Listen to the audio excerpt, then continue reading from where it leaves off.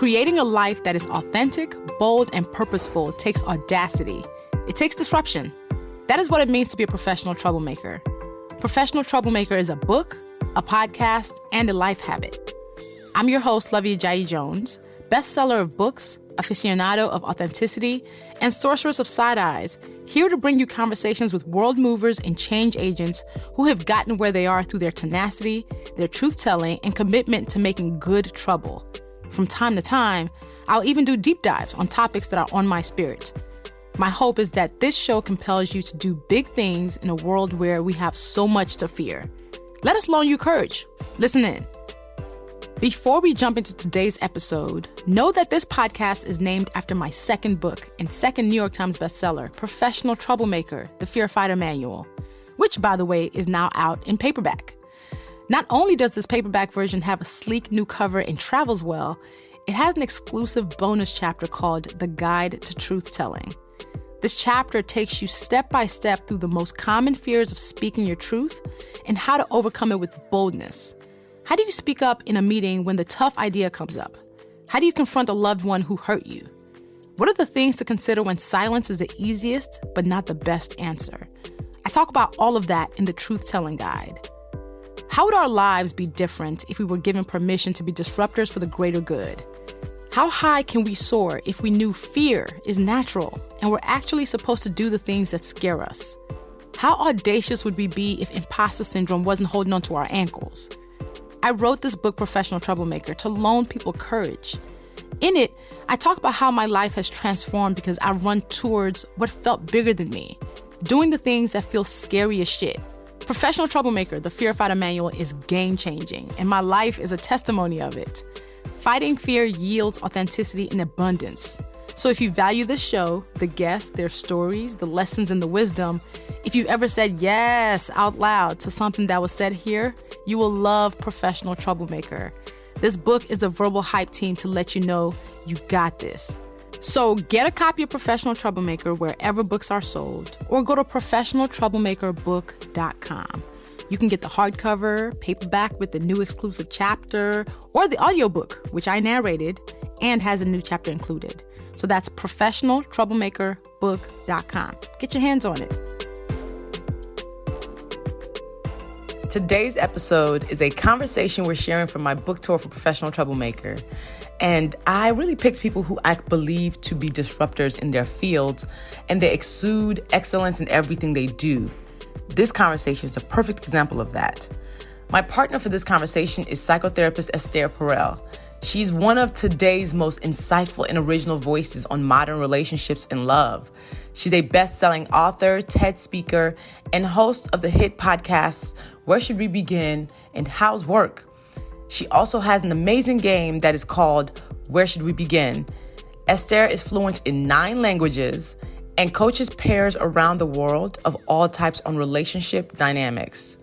In this conversation, Esther and I talk about how fear shows up and how it speaks to us, how troublemakers answer fear, and how success can inspire and potentially intimidate us, and how community makes us stronger. She had some amazing questions for me, and we ended up in a paradigm-shifting conversation around courage, confidence, and fear. So grab something to take notes when you listen to this and write down the thoughts that come to you as you listen. Answer Esther's question for yourself, and don't just write down quotes you hear us say. Write down the thoughts that come to your mind as you listen. I mean, this conversation blessed my spirit back then, and listening to it again had me going, yeah, we got to put it back up here and let y'all know how dope Esther Perel is. Let's get into it. Hello. Oh my God, Esther. So I was actually thinking as you were being introduced, when did you write I'm Judging You? I wrote I'm Judging You in 2015. It came out 2016. All right. So this is so interesting. Tell me what happens and how do you get to Professional Troublemaker? You know, everybody often says it's easy to write a first book. And the question is, do we have a second one in us?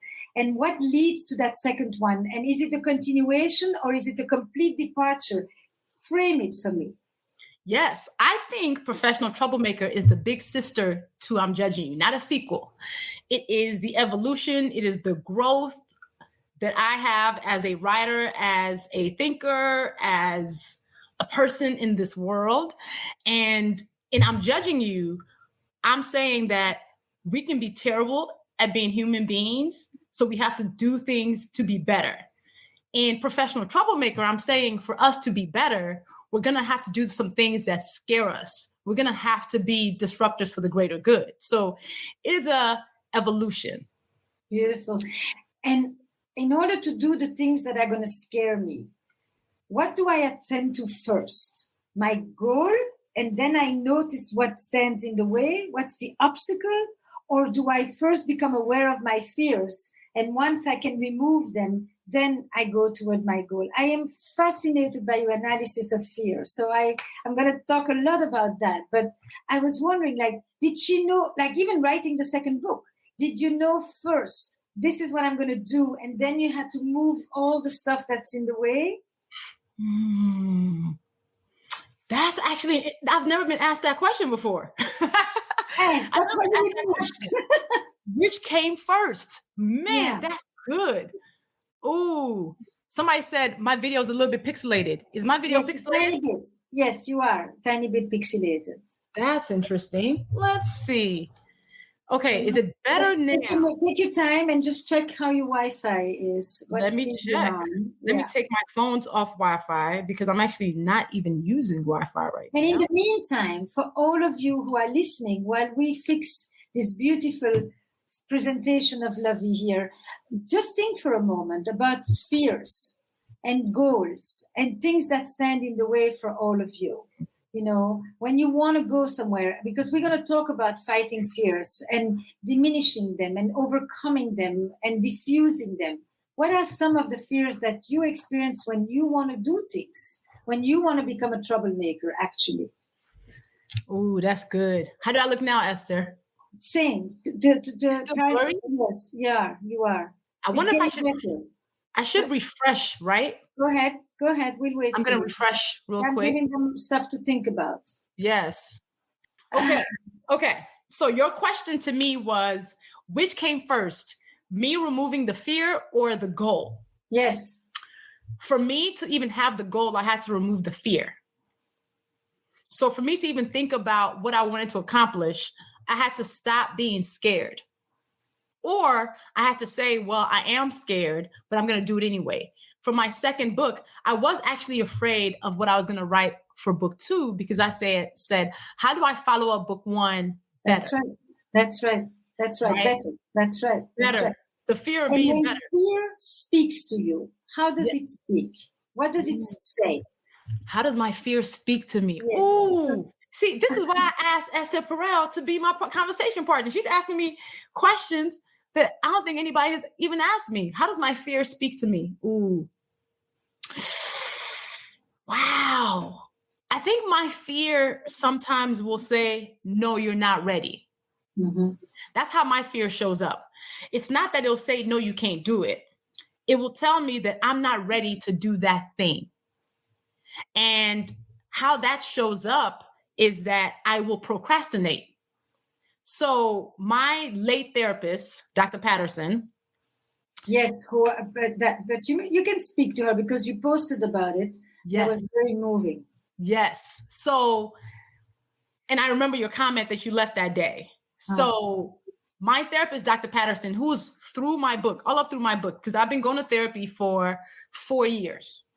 One of the things that we realized in one of my sessions, especially last year when I was in the midst of writing my book and I was procrastinating on it, like I'd go to each session and she'd say, where are you in your book process? And I'd be like, I didn't touch it last week. Yeah. I'd be like, oh, I didn't touch it.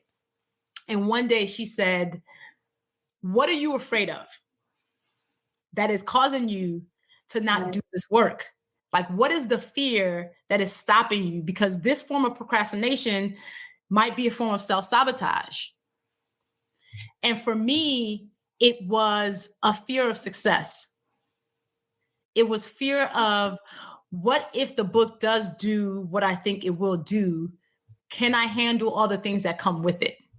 You're in it. You know that.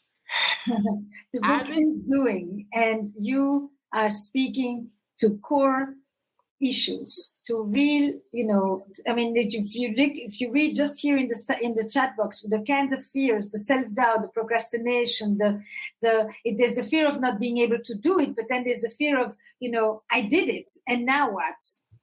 And how do I sustain it? And all of that. Yeah. And I think it had to be named though, right? Like it wasn't until it was pointed out to me that I was doing it, that I realized what I was doing was procrastination to self-sabotage. And I realized a lot of us do that in the moment. So like my fear is like, all right, I'm going to let you do it under pressure. I will wait until the last minute before I get it done, but I will get it done. But I will wait until the very last minute. So let me ask you this way. This was the way your fear spoke. How does the troublemaker answer fear? How does the troublemaker? Because they're in dialogue with each other, the troublemaker and the fear. I imagine that's what fear fighting is the troublemaker answers or reasons or diffuses or reassures the fear. The troublemaker does all kinds of things that lets the fear subside. Yeah. The troublemaker is one who said, this is your purpose. You're supposed to get this done. Beautiful. The troublemaker is like the words are sitting on your shoulders and it's sitting there. You need to get it out on paper. So why are you wasting time? So that troublemaking voice is actually what allowed me to finish my book. I wrote half of the book in the last month before it was due. And it was I convicted myself to say, listen, get this done because this is actually your duty. This is part of your journey. This is something that you're actually supposed to do. So the troublemaker definitely told the fear, I need you to back up a bit because she has work to do. Beautiful. Beautiful. That's a great answer. That's a fantastic answer. So now we're going back to the thing about success, because you mentioned a lot of successful women in the book. And I was thinking, being presented with successful women, for some people, it can inspire us and say, I can do this too. But I can also imagine that it can intimidate others. As in, you could do it. You, Luvvie, you managed to write this whole book in the last month. I can't. How do I switch that?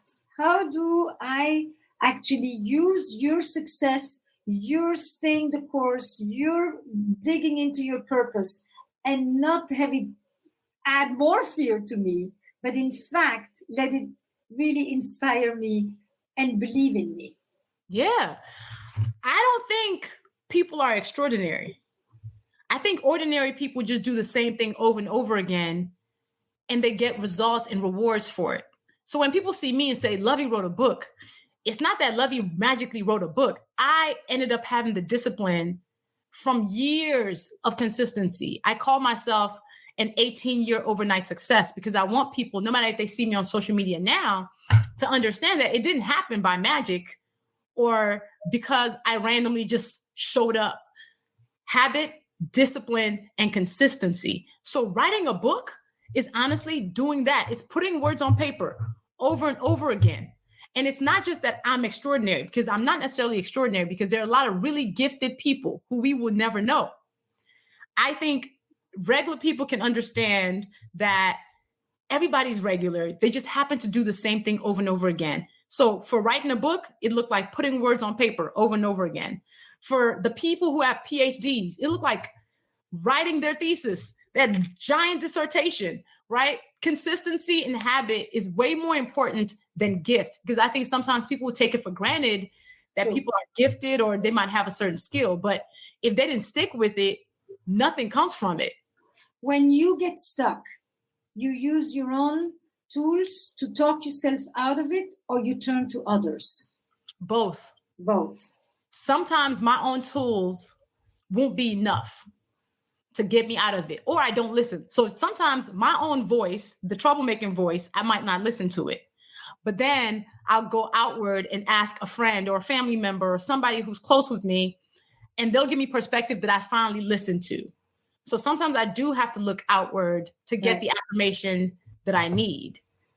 So I because the reason I ask is because, you said discipline and consistency as one of the things that I need to learn to overcome my fears. But what I found so powerful in your book and so needed is that it's a self-help book that keeps saying that you can't do everything yourself. It's a self-help book that basically tells you that you have to turn to community. And I think that that's so important. So I would like you to add, when you said like discipline, consistency, and support, or help, or community, or others. Yes, that's actually a really good point. That's actually a really good point. Yes, I'm glad you made that point. So that's the other part, is that sometimes we will feel like we're not enough because we need somebody else's help to get something done. And we will beat ourselves up for it. We'll be like, I can be able to do this myself. No, you shouldn't. You weren't born to be like belonging as a person of one, a team of one. Teams of one don't exist. Everybody needs somebody for something, which is why in the book, I talk about how like I had to unlearn my hyper independence. I actually haven't even fully unlearned it. I'm still working on it because I realized that my hyper independence was a trauma response, right? Like I wanted to figure out things myself, do it myself. I thought that I didn't have room to ask for help.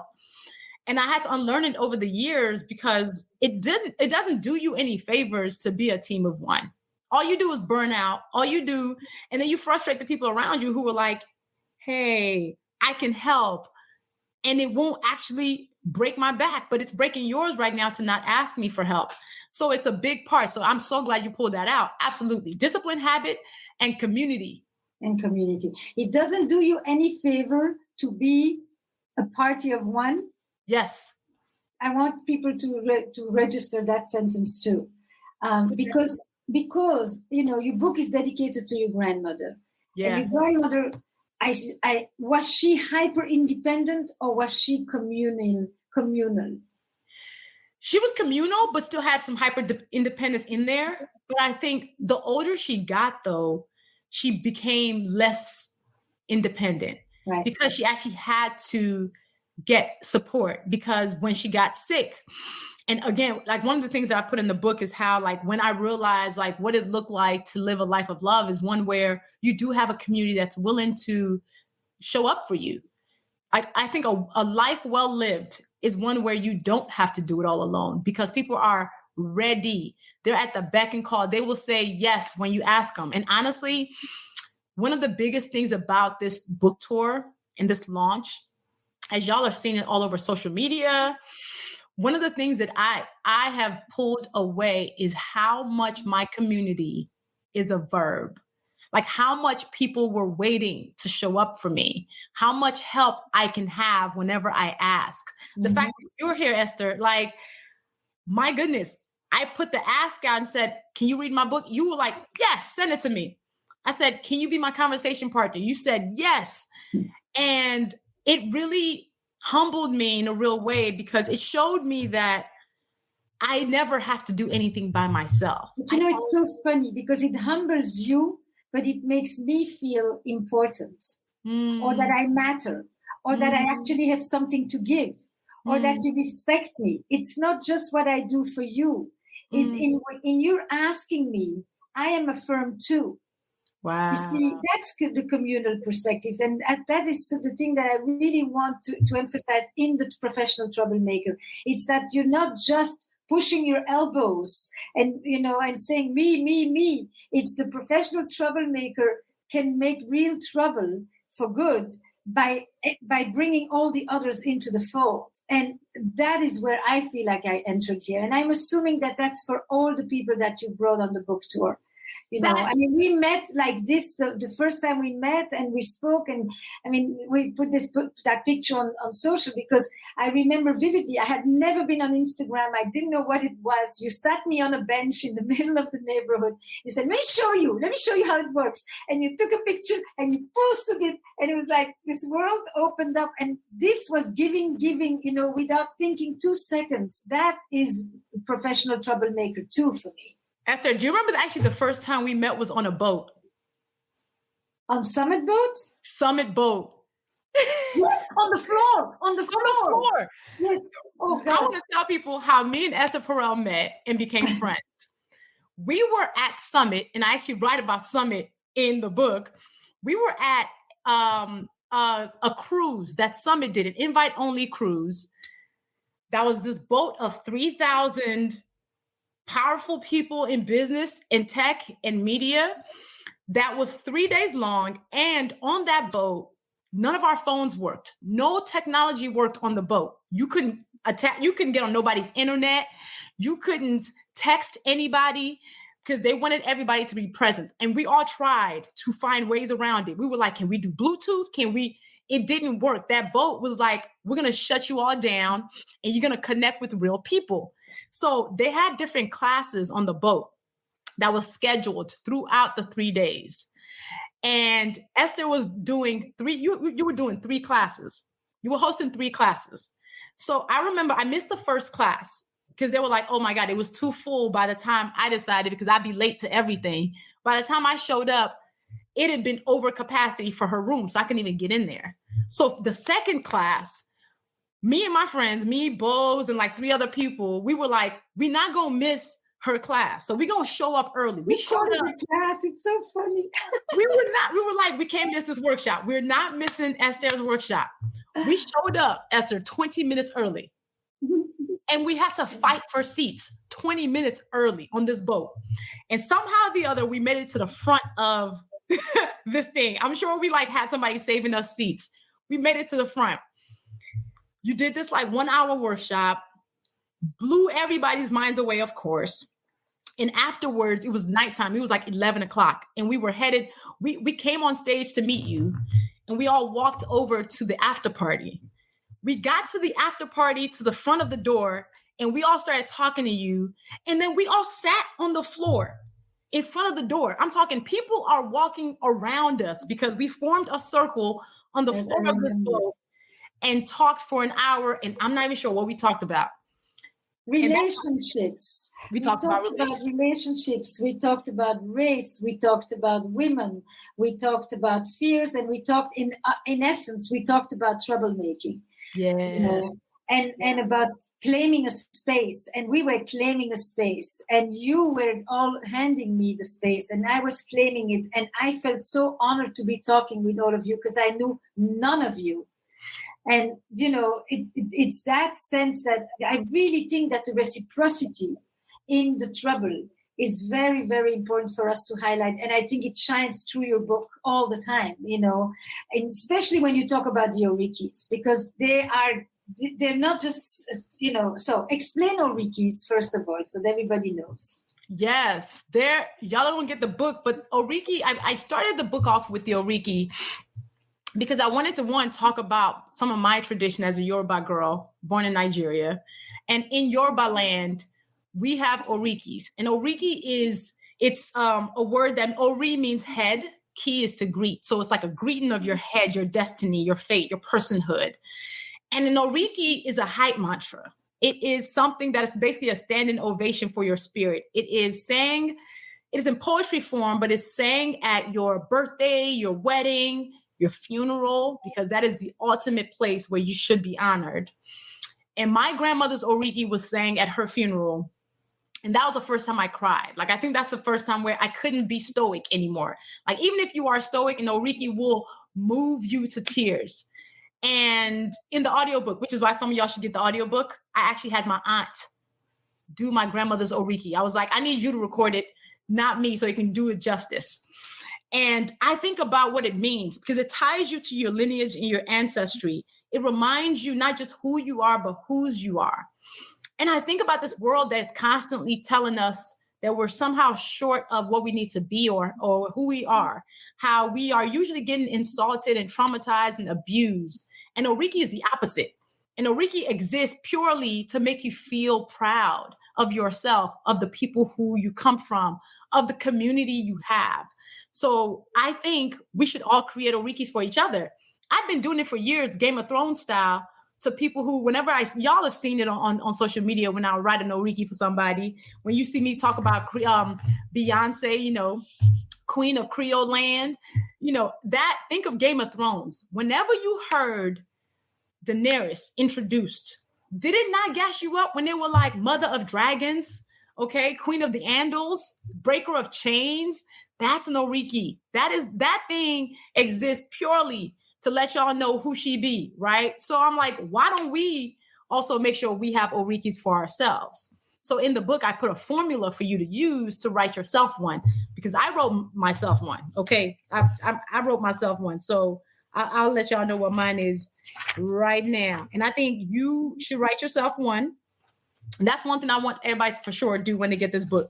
So my Oriki is Luvvie of House Jones, first of her name, assassin of the alphabet, bestseller of books, conqueror of copy, dame of diction, critic of culture, sorceress of side eyes, rocker of fierce shoes, taker of stages, Nigerian noble and Chi-Town creator. So that's an Oriki, and I need you to get yourself one. I'm going to write you one, Esther. I'm thinking, it's so poetic, first of all. It's so not literal as in I'm so great. It's actually every image here, breaker of chains, it's like there's such powerful imagery. Yes, do write one for me. I don't know that I could actually, it really is extremely vulnerable actually to write an Oriki, because you have to feel like you can say good things about yourself. And that is a real challenge. It's like, I'm good at this, but that's not the same as to say I'm the queen of that, So I think that an Oriki is a fear fighter in and of itself.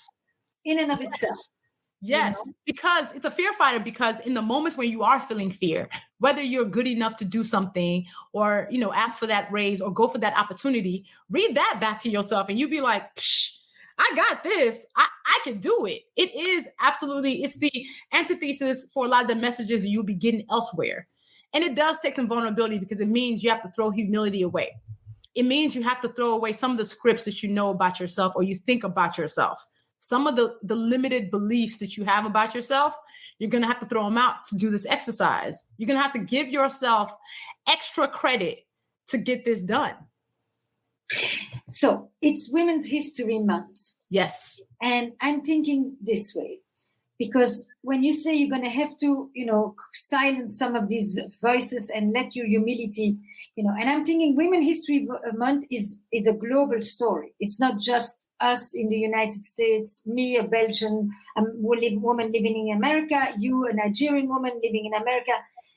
Most women come from a history that basically teaches them to be silent, to be subservient, to be nice, to be deferring, to not make too much noise and not to make too much waves, to be seeking harmony, to make other people get along, to know what everybody else needs. I mean, this is the legacy. The legacy of the women who stand and is a different one. But it is not, it's usually, by definition, they're troublemakers. And I like the word professional in front of it, because the history has said to men, speak up, but to women not.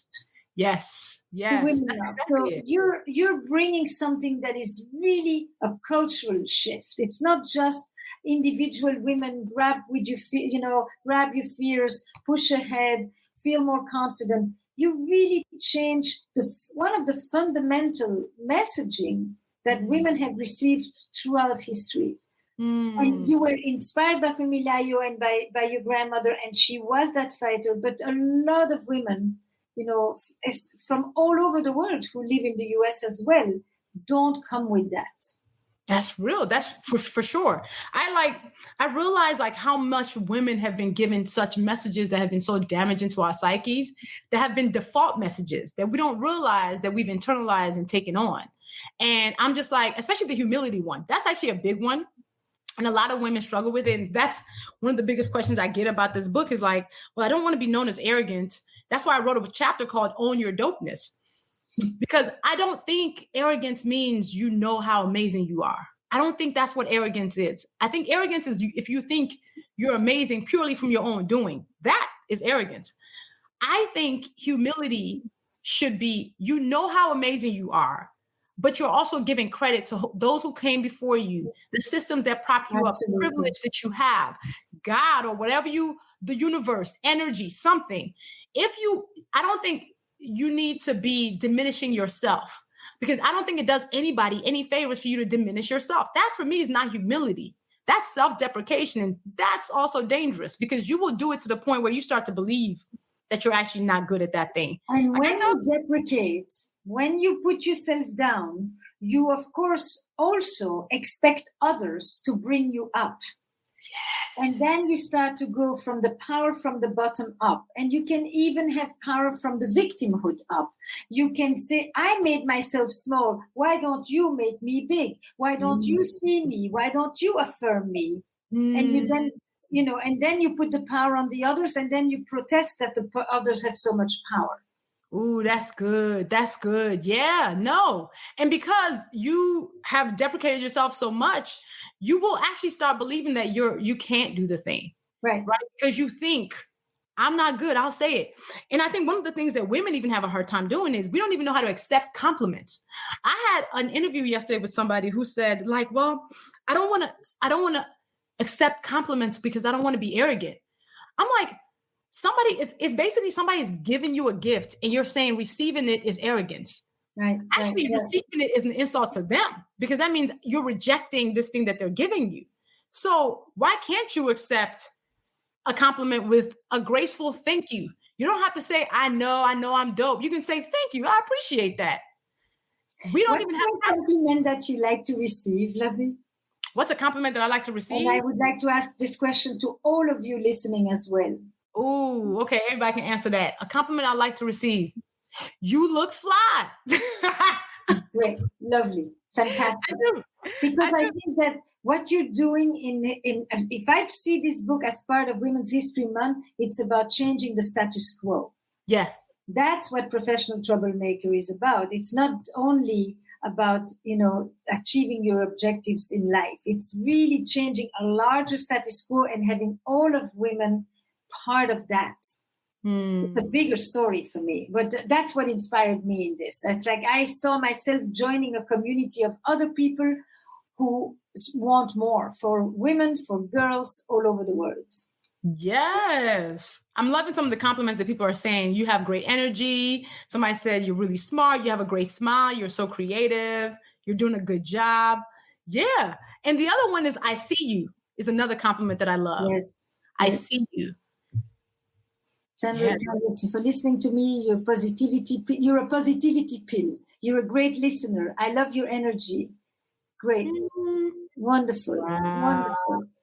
See, this is anti-humility training right there. Anti-humility training. I love that. Yes. Yes. Like, oh my God, we need so much more of it. Because I'm just like, man, there are way more people. There are people who are so confident about their abilities who don't back it up with actual facts or work or credentials. And then the people who are deeply qualified are the ones who are like, I don't know if I can do that. The people who are of service are the ones who like, I don't give enough. Meanwhile, people who are truly arrogant are the ones who in the world not trying to figure out how they can be of service to other people. And they're winning purely because of their wild confidence. So I'm just like, what happens if you merge gift, skill, discipline, and community with actual confidence? A lot of women, the only thing that we're missing is confidence. And once we get that, we can truly be unstoppable.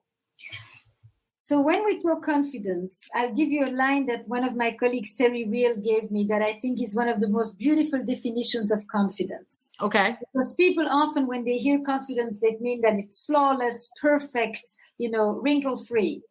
Confidence is the ability to see yourself as a flawed individual and still hold yourself in high regard. Ooh, say that again. Confidence is our ability to see ourselves as flawed and yet still hold ourselves in high regard. Wow. I just want to add that one. The reason why that's powerful is because it's saying that you're giving yourself permission to not be perfect. That's right. And still be worthy. That's right. That's like exactly. You're not expecting yourself to be perfect, to be worth love, to be worth care, to be worth gifts, to be worth compliments, that you are actually freeing yourself from that whole idea You that got you it. owe anybody permission to exist in this world and be enough. That's exactly it. Yeah. Because I'm afraid sometimes when we say confidence that it gets heard as I have to be perfect in order to deserve all these things. No. You totally understood. You don't have to be perfect. We make plenty of mistakes and we are still worthy. That's it. That's it. I think we really need to kind of, that's a message we have to internalize, right? That's a message that imposter syndrome is telling you the opposite of, that you have to constantly earn your way into any room, earn some love, earn care, and then you feel like you never earn it. And it's tough. Wow. I'm going to take a deep breath a second. Let this sink in. Be, say, and do. Mm-hmm. Those are 3 clear verbs that organize your book. Yeah. I mean, people, it's a book to go to. So for any of those who haven't yet ordered it, listen to our conversation, but then read it. And it's a very clear organization, these 3. And I just want you to speak a little bit about that. Yeah, I put the book in Be, Say, Do, because first we have to work on what we actually believe, our limiting beliefs about ourselves, right? Then we have to now put words to it. And after that, we must act, because the words and the beliefs don't really make a difference if you don't act and execute. I decided to put it in this order because it is the order that I think we must go in our journey in this life. Like, first you got to figure out yourself, then you got to start talking, and now you got to start doing. And that's why I put it in that order. It's also what I was thinking in the say is that, one is the belief, but the other one is, that's why I asked you before, how does fear speak to you? And you said it's such an important distinction. It never says you can't do it. It says you're not ready yet. And you're not ready yet in a way makes you never have to confront the success, because you don't have to, you don't confront the success nor the failure. You don't finish something, then you can always say, it would have been great. It will be great when I finish.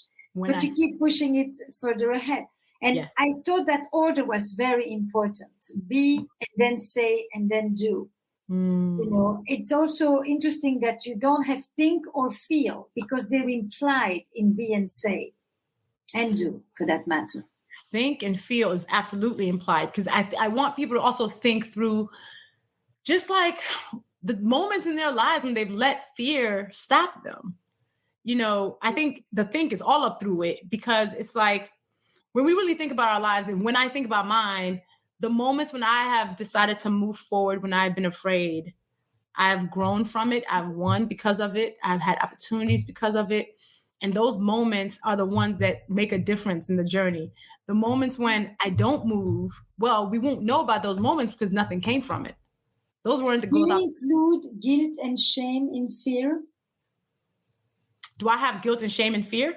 Do you include guilt and shame in the experience of fear? Yes. It's not just self-doubt, because I think that it's such a big word that you use. It's a fantastic word to use, fear. But I think that there is sometimes, I imagine that sometimes there's guilt in it, there's shame in it. I think we attach a lot of guilt and shame to our fears, because we think being afraid, oh, I'm ashamed that I'm afraid. Like, I feel like the conversation around fear has not been that honest. People talk about fearlessness, and I'm just like, that doesn't mean you're not afraid. It doesn't mean you're moving through the world without fear. It just means you're moving with fear. Like, it means you're not letting the fear make you do less. So then you feel guilty. Say that again. That is so important. You're moving through life with fear. You're just not letting fear make you do less. I think that's really important. This fearlessness is not about not having fears. Fearlessness is about living with the fears. Yes, living with the fears and moving with the fears. Like, moving with the fears. Make the fears your friends at this point, okay? Make fear your friend, because just know it's coming with you, but it's not going to stop you. It's not going to be the door stopper, right? So you're not doing less because of your fear. That's what it means to be fearless. And the reason why I don't think we've been honest about fear is in the conversations about our journeys in this world, oftentimes we're like, I just went for it. But we don't talk through the moments when we almost stopped and when we didn't go for it, right? That's why I wanted to write this book, because I'm like, let's just normalize the fact that we're going to be afraid. Let's not attach the shame and the guilt to it, because we talk about courage a lot, but you can't have courage without fear. Like, fear has to be present for you to make a courageous decision, because otherwise it wasn't courage. So the shame that we attach to it, I think, is really attached to our inaction. I think we end up feeling guilty and shameful in the moments when we don't act. I've never felt ashamed in the moments when I acted, when I said I'm going to do or say that thing that felt difficult. I felt ashamed if I look back on it and said I didn't act. I'm going to repeat this also, because I think that also is a super one. That courage does not exist without fear. That too. You're a little bit blurry again, just so you know. So I see it. Don't pay attention to it, people. You can imagine her. Use your imagination. She's stunning. She's sharp. She's witty. She's so connected. And you will see her face through all the blurriness. Not to worry. Am I still blurry now? Now you just went off a second. Okay. Boom. Come All on. right. Esther, you're blurry. I'm blurry? I'm blurry to myself, but I wasn't looking at myself. I was only looking at you. I hide myself when I talk. There we go. But we'll keep moving. We will keep it going. So the next thing I want to ask you is the word professional troublemaker. We mentioned it before, but I would love it. Fantastic. First of all, it's a fantastic title. This is and it becomes a gateway, a portal into a whole way of thinking about life. Say more about professional.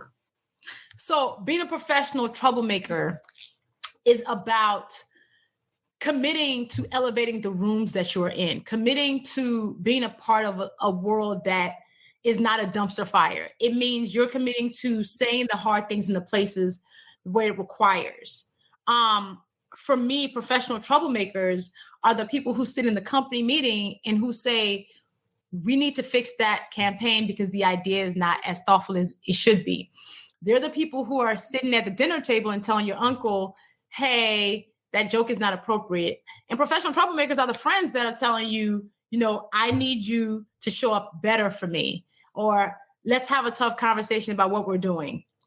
So that for me is what a professional troublemaker is. Esther's going to come back, but I think professional troublemakers are often silenced in this world.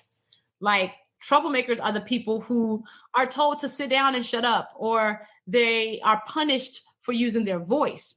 I want to affirm troublemakers. I want other people to see that you actually need professional troublemakers, because they are the ones who are doing what's hard.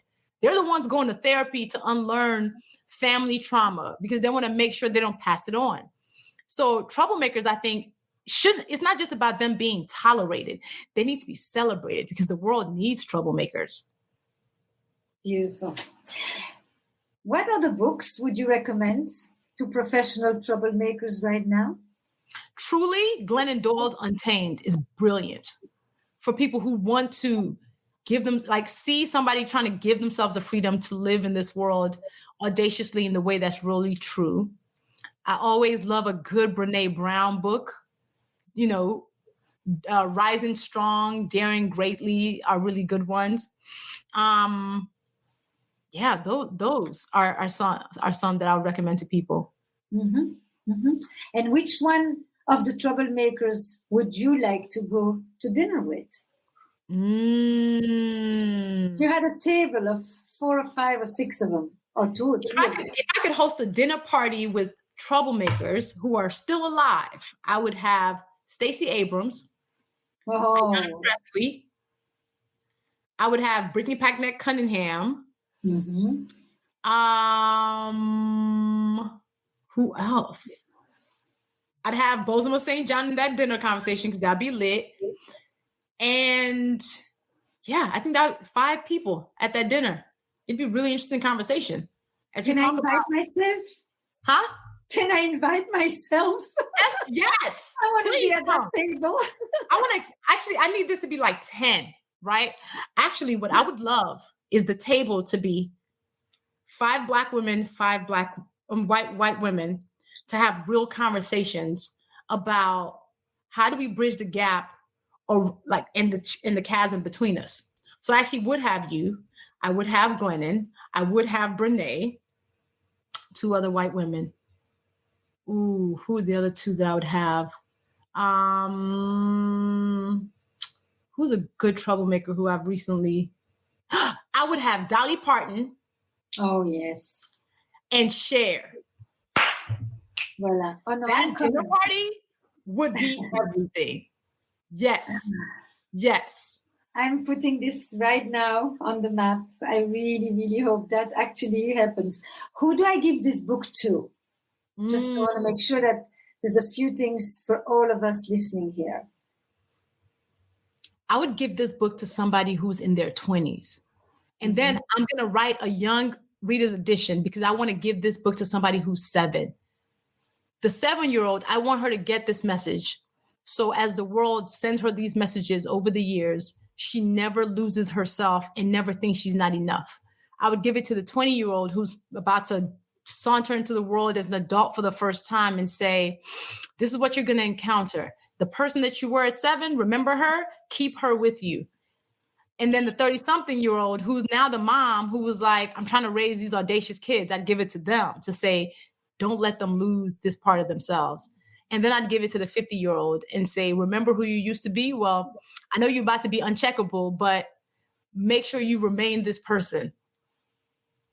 So here's a thing that I was thinking earlier. I was telling one of my sons that I was doing this conversation with you. And I said, I will get it for you because I think it will help you understand your girlfriend. Yes. You see, I actually said I could give it to her, but I actually think that it would be more interesting if you read it. Yes, that's a great. I do want more men to read my book. You see, because I think that the best books written for women are books that often need to be put in the hands of the 20-year-old men. Yes, because the men are the ones who are also now dealing with us, and maybe they stop doing the messages that it helps understand what is, how do you encourage her when she starts to fret, when she doubts herself, how can you really be supportive, what are the things that are helpful, what are the things that are less helpful. It actually is it's the road directly to her, but through. That's another audience I just wanted to add here on this book. No, that's a great one. My husband is on these chats too, and he's been on a few of my conversations, and him and I have these conversations all the time. Raising a generation of men who celebrate professional troublemaking women would do us so much favor. It would do us so much good in this world. And for that, we write the book for the woman, but we also give it to him to read. Yes. It helps him understand her, and it helps her feel more understood by him. There's a good question that somebody asked that I want to ask you, Esther. Yeah.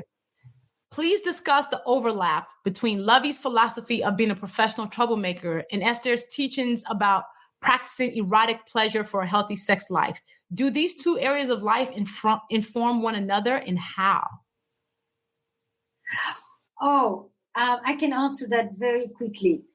The way I understand the troublemaker that Luvvie talks about is ultimately when you assert yourself in that way, when you affirm your choices, when you heal yourself, you feel alive. You experience a sense of radiance and a sense of vibrancy. Confidence is aliveness. You're doing anything but this kind of shriveling like this. All the troublemaker has that physical position. It's a position that opens itself up to oneself, to the world. It's an embrace. It welcomes, it reaches out. And that is erotic in the full sense of the word eroticism, not just in the sexual meaning, but in the real meaning of the word eros as life force. A troublemaker is connected to life force. Oh, bars. Yo, what? And for that, you can read Mating in Captivity or listen to Where Should We Begin? You'll see, because I don't come to talk with Luvvie just to talk to Luvvie. I come to talk to Luvvie because Luvvie participates in the same things that I try to do to help a woman, to allow oneself to experience pleasure, to allow oneself to feel connected, to allow oneself not to lose oneself in order to relate to, and to connect with someone else, and not to lose the other if one wants to stay connected to oneself. It's all of that goes, and I know that is included in Troublemaker. You all have to go pick up Mating in Captivity, Esther's book. It is brilliant. And listen to her podcast, Where Should We Begin, which has been interviewing couples, especially in this quarantine, but she has multiple seasons. You got to listen to and pick up to Esther's work. It's amazing. It is amazing. How do you maintain your peace and positive vibe? This is for both of us. Mm-hmm. How do you maintain your peace and positive vibe in the face of hostility and fear? How do you keep a healthy personal relationship when your career puts you on the front lines of this problematic world as a celebrity and keep that balance? You go first. Ooh. There's a few questions in here, not one. Yeah, there's a few questions. How do I maintain my positivity? And sometimes I don't. Sometimes I'm not maintaining my positivity in balance. Sometimes I crash. I think there are a lot of times when I will try to compartmentalize to kind of keep some positivity in a world that might be ridiculous outside. So I very much go inward and sit on my couch and avoid the world in those moments when I realize that I'm being overwhelmed by what's happening in the world. That's how I do that. I will answer like this. I don't think much about keeping positivity. I think that there's situations that demand anger, and situations that demand sadness, and situations that elicit deep suffering and pain in me, and situations that are celebratory and are complete joy. And it's the whole range you want. I think that positivity tyranny is toxic. We're allowed to be sad and hurt and upset and despairing, and there's a range of emotions that we face when we live life at its fullest. That's positive. So basically, don't force it. That's toxic positivity. Like, I love the idea of positivity tyranny. We're not supposed to be in the world happy, happy, joy, joy all the time. We're not experiencing the full grasp of humanity. You're going to have to feel all of those things. It's a whole range of emotions. I really, today I've had all kinds of different emotions. This, of course, I'm positive. I'm talking to a woman who I think is dope, who I think does incredible work, and it brings joy inside of me and around me. So, of course, I'm positive. Next 10 minutes, other things may happen, and we will have other reactions. And to think I should be positive about this is a tyranny. And it actually makes people depressed if they constantly have to think that everything is great. Because when you don't, you think there's something wrong with you. Yeah, absolutely. Nope. You personalize the problem. No, that cultural mandate is problematic for me anyway. And I'd love to hear the fact that you say, I crash, all of us crash. All the women that she has the orikis about in the book, they have crashed, they crashed. Seriously, let's be realistic. Let's be realistic. And this is coming from a therapist, my people. Like, listen, do not beat yourself up when you're not feeling good about it. Just say, I'm not feeling good, and do that thing. So what other question are you seeing here, Luvvie? How can you differentiate good fear and bad fear? Essentially, how do you decide if the fear you have is stopping you from doing something good or something bad? Ooh, I think so. The same feeling that keeps us from putting our hand in fire is the same feeling that stops us from doing that thing that feels audacious. Oftentimes we have to ask ourselves, am I actually in danger? This thing that I'm afraid of, am I in actual danger, or did I make it up in my head? Did I create a dragon of whatever this worst case scenario is? I think fear is great for keeping us out of physical danger, but a lot of our fears are not in the moments when we're acutely in danger. Any disagreements on that, Esther? No, I not at all. I was actually thinking it's a very good question, and it demands when there is fear that is actually not really fear. It's self-criticism masquerading as fear. It's self-doubt masquerading as fear. It's self-loathing masquerading as fear. It's what you call self-deprecation masquerading as fear. Those are fears that are They are problematic. Because they basically keep you imprisoned. Then there are fears that basically say, wait a minute, think it through. Is this what you really want? Should you go there? Should you stay with this person? Is this a good relationship? Is this the job you should be in? Etc. And that is actually critical thinking masquerading as fear that should be seen as critical thinking that is welcomed. So this to me is, the best way what fear is which is go granular. Name it, frame it, and take it into small pieces. Once you have a small piece in front of you, it's much easier to understand it and know what to do about it than when you call the big thing fear. Come on. That's it. So sometimes we're the ones causing the messes and the dumpster fires. Can you talk about forgiving yourself when you know you've done wrong? I think it goes it's back. liberating. Yeah. There's two immediate thoughts. Often I say to people, I used to do things, if I did a bad presentation or if I had a bad session or something, I could spend 2 weeks. But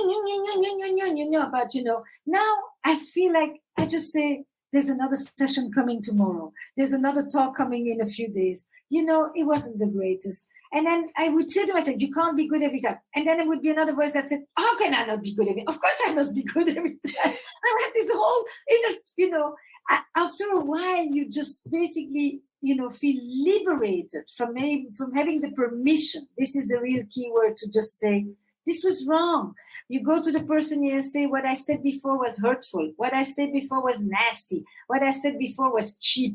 I'm really sorry. And when you take responsibility and you apologize and you made a mistake, it liberates you. It's really the opposite, rather than it shrinks you and it humiliates you. That's one quick way to look at this one.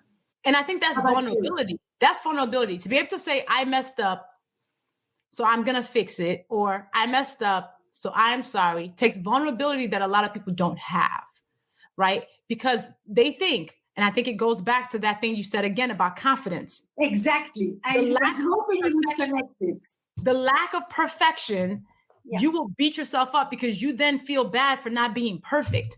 And your job was never to be perfect. Your job was to be human. So your mistake was human. So you gotta, when you mess up, be able to say, I'm so sorry. Or you know what? It might not even be such a big deal that you have to apologize, but just remember that you have to show up better next time. I've had a week where I've done interviews upon interviews upon interviews, and I got on a call to do an interview, and the person asked me the same question 8 times in different words. And I got irritated, and I was just like, you asked me that already at one point. And I got off the call, and I was like, dang, was I short? And then I was like, it's okay. It's all right. The next interview will be better. That's right. And you just have to move yourself forward without the shame and the guilt attached to the mistake you made. Flawed individual and still hold yourself in high regard. That's confidence. That's how you deal with the messing up. That is confidence. Esther, you want to take a couple more questions? I don't see the questions somehow. It's interesting. So there's a thing that says ask a question. Ask a question. That's where I need to go. Now they all pop up. No, you go. You pick. You're the lady of the night. You pick. Okay. Ooh, this one's good. What is the sole cost of acquiescing routinely to our fears? And what's the ultimate recompense when we don't? The sole cost. If I think about the soul cost, it's really this. I always think that there's 2 ways to be in the world. Of course, there's many 2 ways of being in the world. One is if you constantly give in to your fear. And we're talking in circumstances where you don't have to be afraid because you are in danger. Let's be really clear about this. Correct. There are situations where we are internalized fears that are no longer serving us. Maybe they come from a place where once they were really legitimate and completely necessary to protect us. Fears protect us. That's the hand in the fire thing that you said before. But as a whole, there's a way of being in the world where you are not dead, but you're just surviving because you're living small underneath the thing called fears. And then there is another thing called thriving or being alive because you have broken through the fears and you've become a troublemaker. That's the soul cost. If you give in you will be not dead, but you will not be alive. That's a vibe, because my whole thing is I want to live a life of, oh, well, I tried, rather than what if I had tried. I want to be able to look back on my life and be proud of even the failures, because at least it showed that I tried something bigger than me. And I think the sole cost of constantly letting your fears win is that you will look back on your life and have more regrets than proud moments. I wish I had. I wish I had. And I would rather know that I tried and failed than I didn't try at all. I'm with you. Completely with you. I can't live with it. When I haven't tried, and then I can really go into the why couldn't the black hole. I've tried and I didn't. Well, I did everything I could. I did everything I want. That actually is relevant. Let me tell you, this book launch, everything around my book, from the way the cover looks, I have been like, I need to be in the weeds of it. And I know I probably micromanaged a little bit more than I wanted, but the marketing, the launch of it, Esther, I've been like, I need this book to become a New York Times bestseller. Why? Because it will transform publishing in this category. Because you call this book a self-help book. What other Black woman can you name is in this category that's not Oprah or Michelle Obama? So I said, I am going to, my whole strategic marketing mind, everything I know about branding, everything, I'm putting it all out on the table with this goal in mind, because I'm going to leave it all on the field. I am going to call my friends. I'm going to ask them to show up for me. I'm going to do these things. I'm not going to be afraid of whether I'm asking for too much. I'm not going to let my fear stop me, because I don't want to look back on this time in 3 months, in 3 years, and be like, is there something more I could have done? Yeah. So our fears should not be stopping us from these moments. The things that you want to do, the people who you want to be with, leave it all on the field, because if you don't, and you look back and you go, I could have done something more, you won't be proud of those moments. And I just want to live my life with very few regrets. I want to always be able to look at myself in the mirror and say, girl, you tried. At least you tried.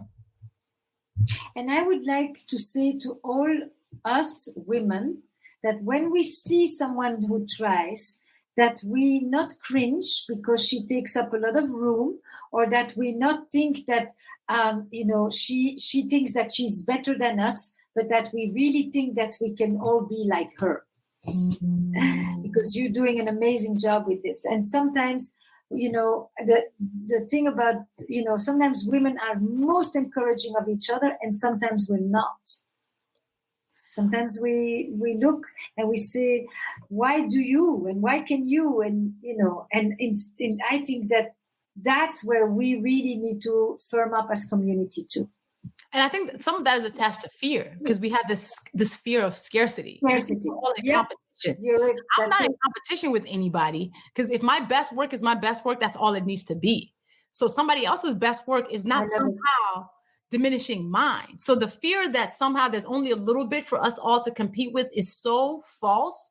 And that's when I show up with women like you and show that women can absolutely support each other authentically, and everybody wins as a result. There's no competition at all. We can all win at the same time. That's it. I just wanted that to be said for all of you listening, because it's such an important message that is a part of troublemaking, as a community. We need to know where we get this book. Yes. So bookstores like Loyalty books are really important. Keep buying from independent and small bookstores. I'm so thankful that Loyalty decided to do this. Esther's book is also available at Loyalty Books. If y'all have loved this conversation, go buy her books. There's options. Okay. You have like, how many books do you have now? State of Affairs and Mating in Captivity. Boom. She has 2 books. You need to go buy that. That's how you're going to throw into this collection plate, and listen to her podcast, because the work that you do as a psychotherapist, one, you're normalizing therapy in the world, which thank you so much, because so many people need therapy. And when I started seeing my therapist 4 years ago, it was right after I met you, actually. we met, I think, November 2016. And I started seeing my therapist in April. And I was like, well, if a therapist can be like that, sign me up for this.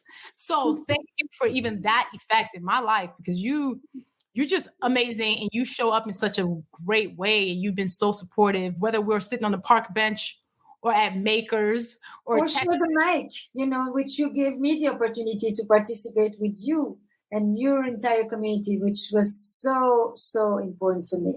Oh my gosh, I'm so thankful. So this conversation has been such a gift, y'all. Like, this conversation has been such a gift, because you asked me some questions I need to even still think through. I'm gonna watch this replay and be like, word, what are my fears saying to me?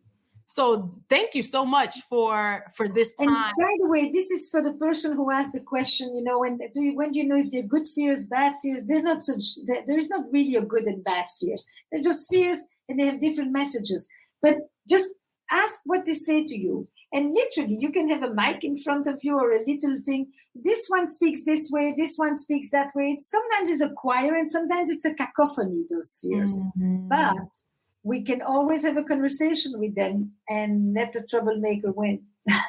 Let the troublemaker win. I think that's a great way to wrap it up then. Like, wonderful. Let the troublemaker win. You go get troublemaker, professional troublemaker right now, because this conversation will become even clearer once you read the book. Yo, she is incredible. Incredible. Like, there's so many questions that she asked me that I've never been asked about my work, about me. And, she is such an insightful woman. She's brilliant. Her work is brilliant. One of my favorite questions that she asked is, how does your fear speak to you? Do you know? And when you know, you can understand how to fight it. When you can name it, you can tame it. You can move through it. There's so many good things in this episode. So make sure that you hit me up. In fact, I want to know the answer to that question. I want you to text me. Let me know, how does your fear speak to you? How do you text me? On your phone, just go to textluvvie.com. You'll be able to text me directly, because I really want to know the answer to that. How does your fear speak to you? Make sure you follow Esther. She is estherperel.com, EstherPerel.com. That's her website. Or you can follow her on Instagram at Esther Perel Official. Esther Perel Official. Shout out to Esther for always saying yes when I call, and for just bringing so much more depth to this world that can often feel shallow and unlayered. So again, text me, y'all. How does your fear speak to you? Start the text with podcast, just so I can know that this is my pod crew. All right. Thank you for tuning in to another episode of the Professional Troublemaker podcast. If you loved what you heard, make sure you subscribe to Professional Troublemaker in your favorite podcast platform. Apple Podcasts, Stitcher, Spotify, wherever that is. Leave a rating with a 5-star review.